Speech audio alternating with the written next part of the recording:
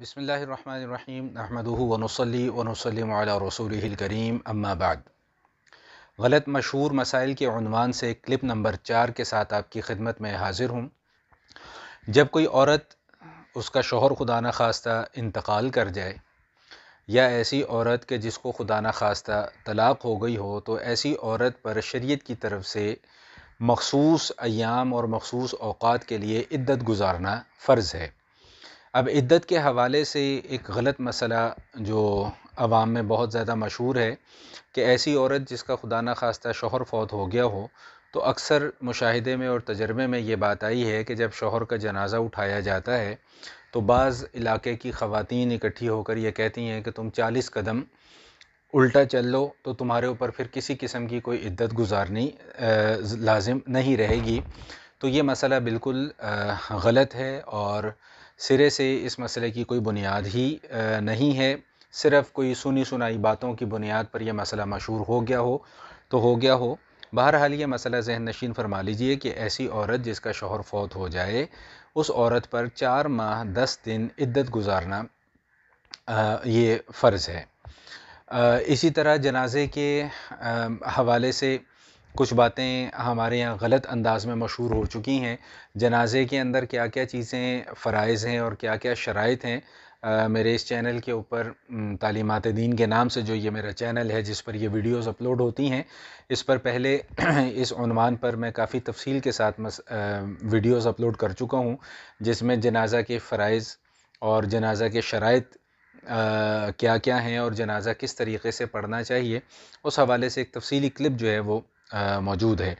تو لیکن میں نے آج جو ایک مسئلہ جو عرض کرنا تھا، اس پر میں نے چند دن پہلے بھی ایک ویڈیو بنائی تھی کہ جنازے میں ہمارے غلط چیز یہ مشہور ہو چکی ہے کہ ہم جب جنازہ اٹھاتے ہیں تو اس کے ساتھ بآواز بلند نعرہ شہادت جو ہے یا کلمہ شہادت، اس کو آواز کو بلند کیا جاتا ہے اور پھر اس کے ساتھ ساتھ ان الفاظ کو دہرایا جاتا ہے۔ تو رسول اللہ صلی اللہ تعالیٰ علیہ وآلہ وسلم کی سنت مطہرہ اور حضرات صحابہ کرام رضوان اللہ تعالیٰ علیہم اجمعین کے عمل میں یہ چیز موجود نہیں ہے کہ جو شخص جنازے کو کندھا دینے لگے تو وہ اس وقت کلمہ شہادت کا نعرہ بلند کرے اور باقی حضرات جو ہیں وہ کلمے کے الفاظ کو دہرائیں۔ یہ بالکل شرعی مسئلہ نہیں ہے، یہ غیر شرعی مسئلہ ہے اور یہ ایک رسم ہے جو ہمارے یہاں مشہور ہو چکی ہے۔ اس رسم سے بچنا چاہیے۔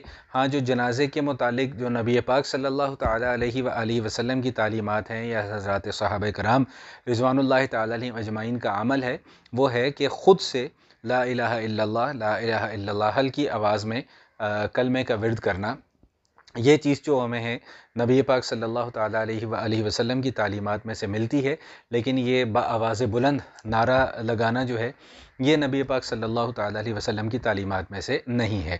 اسی طرح ایک غلط مسئلہ اور بھی مشہور ہے کہ جب میت کو قبر میں اتارا جا رہا ہوتا ہے تو وہاں پہ بھی بآواز بلند نعرے کو بلند کیا جاتا ہے، حالانکہ وہاں کی مسنون دعا ہے بسم اللہ وعلی ملت رسول اللہ۔ میت کو قبر میں اتارتے وقت یہ دعا پڑھنی چاہیے، نہ کہ اس موقع پہ کلمے کی کا نعرہ جو ہے وہ لگانا چاہیے یا بآواز بلند کلمے کی تلاوت کرنی چاہیے۔ یہ ساری کی ساری وہ چیزیں ہیں جو معاشرے میں مشہور تو ہو چکی ہیں، لیکن نبی علیہ الصلوۃ والسلام کی سنت مطہرہ سے ان کا کوئی تعلق نہیں ہے۔ اسی طرح ایک آخری مسئلہ کہ میت کو جب لٹایا جاتا ہے قبر میں اور اس کے بعد جب قبر پر کرنے کی باری آتی ہے تو سب سے پہلا مرحلہ سلیب رکھی جاتی ہے، تو اس سلیب کے اوپر کلمہ لکھ دیا جاتا ہے۔ یہ کلمہ لکھنا یا کوئی عہد نامہ وغیرہ ساتھ دفن کرنا یا کوئی خط وغیرہ ساتھ دفن کرنا، یہ سارے کے سارے غیر شرعی اور غیر مسنون اعمال ہیں۔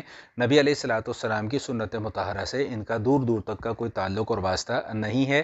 یاد رکھیے گا کہ قبر میں جو چیز کام آنی ہے وہ انسان کے اپنے اعمال ہیں اور انسان کا اپنا ایمان ہے۔ ایمان درست ہوگا، اعمال اچھے ہوں گے تو یہ چیزیں قبر میں کام آنے والی ہیں۔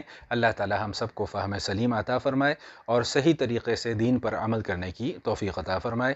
والسلام علیکم ورحمۃ اللہ وبرکاتہ۔